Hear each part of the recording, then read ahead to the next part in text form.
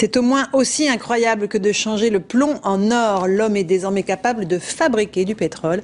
Des chercheurs français et espagnols ont trouvé la formule miracle en recyclant nos rejets de CO2. C'est une révolution énergétique et écologique qui est déjà en marche en Espagne, où se sont rendus Christine Chapelle et Jean-François Drouillet. Regardez leur reportage. Dans cette forêt de tubes est en train de naître le carburant de demain. On y reproduit en 48 heures ce que la nature a mis des dizaines de millions d'années à faire, fabriquer du pétrole. Ce sont des cultures de microalgues extrêmement concentrées.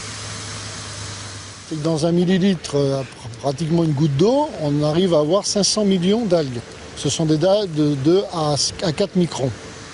Pour nourrir ces végétaux, il faut de la lumière, bien sûr, c'est la photosynthèse, et du gaz carbonique, du CO2.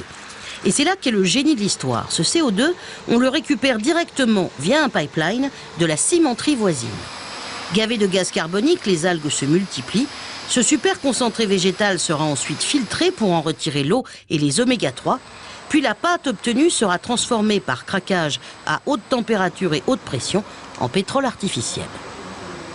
L'objectif à terme de cette usine, sur une superficie de 40 hectares, nous absorberons 450 000 tonnes de CO2 par an.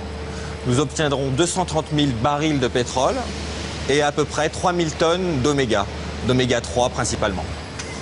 L'ingénieur à l'origine du projet, c'est lui, Bernard Stroiazzo-Mougin. Sensibilisé il y a 5 ans aux effets des gaz à effet de serre, il se souvient alors que la recette du pétrole fossile, c'est l'interaction de gaz carbonique et de végétaux. Il contacte un chercheur de l'université d'Alicante, spécialisé dans les microalgues. Je lui ai montré mon schéma et je lui ai dit voilà mon idée. Et lui immédiatement sa réaction était mince, comment on n'y a pas pensé avant? Et ce pétrole artificiel, ce pétrole bleu, c'est la marque déposée, fonctionne comme un hydrocarbure classique. Démonstration. Quand on a démarré il y a 5 ans, personne n'y croyait. Et actuellement, tous les grands, jusqu'à Exxon, le numéro 1 du pétrole dans le monde, veulent investir dans la culture des algues. On peut désormais rêver d'un avenir où chaque usine dégageant du CO2 sera couplée à ces cultures d'algues. Plus de rejets polluants dans l'atmosphère, plus de pénurie énergétique. Les terriens y gagneront sur les 2 tableaux.